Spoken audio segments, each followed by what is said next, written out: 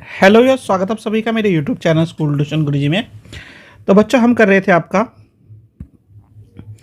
Class 6 का 2022-23 का evening का एनुअल का पेपर, और इसमें हम क्वेश्चन नंबर 1 कर चुके थे बच्चों। आज करेंगे हम क्वेश्चन नंबर 2। तो क्वेश्चन नंबर 2 क्या कहता है बच्चों? भोजन के कोई दो पोषक तत्वों के नाम एवं उनके कार्य लिखिए। Name any two nutrients in our food and write their function. तो इसमें बच्चों आप कई सारी चीज़ें लिख सकते हैं। जैसे अगर आप बेसिक वे में समझना चाहें तो आप क्या लिख सकते हैं? कार्बोहाइड्रेट और प्रोटीन के बारे में लिख सकते हैं, फैट के बारे में लिख सकते हैं, विटामिन के बारे में लिख सकते हैं, मिनरल के बारे में लिख सकते हैं। नाम तो ये हो गए आपके। अब ये काम क्या करते हैं? कार्बोहाइड्रेट और फैट की अगर बात कर ले, यानी कार्बोहाइड्रेट और वसा की अगर बात कर ले, तो ये शरीर में ऊर्जा प्रदान करते हैं। प्रोटीन की अगर बात करें तो ये शरीर के रखरखाव के लिए ज़रूरी है, ग्रोथ एंड रिपेयर के लिए। तो इस तरीके से आपको कोई दो चीज इनमें से कोई दो के नाम लिखने बच्चों। फिर आपका क्वेश्चन नंबर 3। क्वेश्चन नंबर 3 क्या कहता है? पौधे की जड़ों के कोई दो मुख्य कार्य लिखिए। State any two functions of root of plant. तो सबसे पहली चीज तो वो क्या करता है? पौधे को अपनी जगह पे जकड़े रखता है, यानी एंकर का काम करता है, उसको होल्ड करके रखने के कारण पौधे को। दूसरा क्या काम का करता है? सोयल से जो पानी, मिनरल, जितनी भी चीज़ों की रिक्वायरमेंट होती है वो सारी की सारी वो क्या करता है? पूरी करता है, एब्जॉर्व करके। ठीक है बच्चों, तो ये दो बेसिक और मेन फंक्शन है किसी भी रूट के प्लांट उसके में। फिर इसका दूसरा भाग बच्चों, दूसरा भाग क्या करता है? फूल के विभिन्न भागों के नाम लिखिए। Right the name of different parts of the flower. तो सेपल, पेटल, पिस्टल, स्टेमन। ठीक है, ये आपके 4 इसके भाग है बच्चों। ये आपको याद होने चाहिए, इनके नाम आप लिखेंगे इसमें। फिर है आपका क्वेश्चन नंबर 4। क्वेश्चन नंबर 4 क्या कहता है बच्चों? शिकारी किसे कहते हैं? कोई एक उदाहरण लिखिए। What do you mean by predator? Give one example. तो जो एनिमल दूसरे एनिमल को मार करके खाता है उसे हम क्या कह देते हैं? शिकारी कह देते हैं।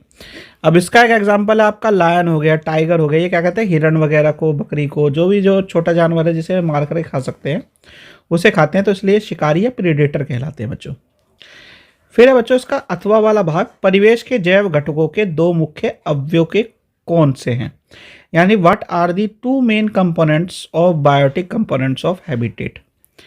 तो इसमें आपका प्लांट और एनिमल बेसिकली आएगा बच्चों, क्योंकि एक आपका प्लांट्स है जो कि ये सारी चीज़ें प्रोवाइड कर रहा है, दूसरा यूज़ कर रहा है। ठीक है, तो दो हमने लिख दिए इसमें, प्लांट्स और एनिमल्स लिखने हैं आपको। क्वेश्चन नंबर 5 देख लेते हैं बच्चों। क्वेश्चन नंबर 5 में 2 क्वेश्चन है आपके, 2 पार्ट में है ये बच्चों। पहला है बच्चों इसका एक पार्ट, किन्हीं 2 जलीय जीवों के नाम बताइए जिसका शरीर धारा रेखीय नहीं होता है।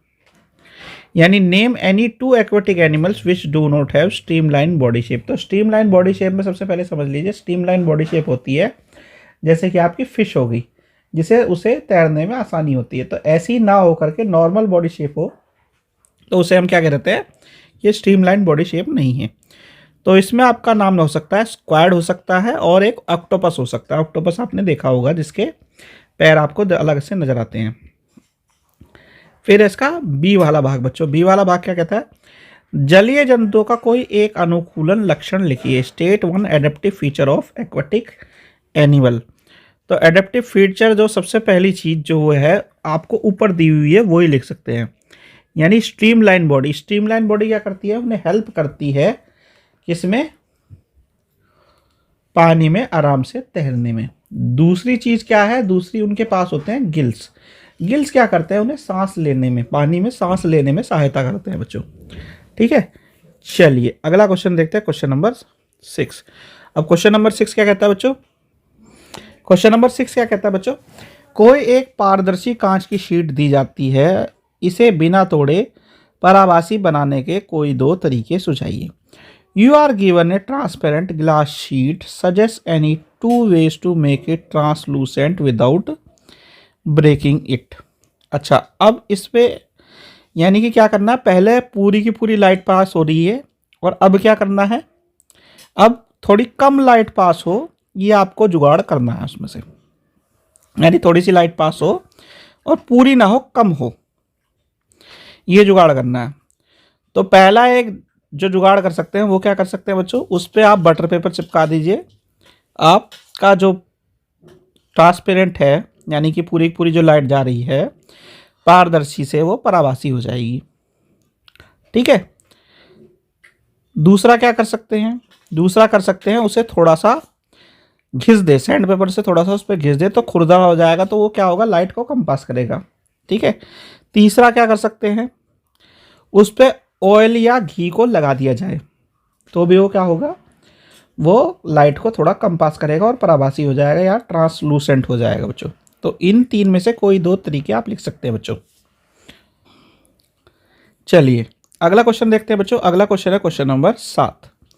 अब क्वेश्चन नंबर 7 क्या कहता है बच्चों आपका, कि विद्युत सेल का पर अंकित धनात्मक टर्मिनल और ऋणात्मक टर्मिनल की स्थिति चित्र द्वारा दर्शाइए। Show the position of a positive terminal and a negative terminal of a electrical cell with the help of a diagram. तो सिंपल सा डायग्राम बना लेते हैं बच्चों। यहाँ पे ये ऊपर का सिरा हो गया, ये नीचे का सिरा हो गया, इन दोनों को मिला दिया और इसके ऊपर एक ऐसा टर्मिनल बन गया। अब ये हो गया पॉजिटिव वाला और ये हमने काला कर दिया, ये वाला हो गया आपका नेगेटिव वाला। तो बच्चों ये क्या है, कुछ आपका सेल का डायग्राम है। ठीक है बच्चों। तो बच्चों यहाँ पे ये वाला पार्ट होता है वीडियो का आपका कंप्लीट। आशा करता हूँ आपको वीडियो अच्छी लगी होगी। नेक्स्ट पार्ट में करेंगे हम इससे आगे के क्वेश्चन आंसर्स को। तो चलिए बच्चों, थैंक यू।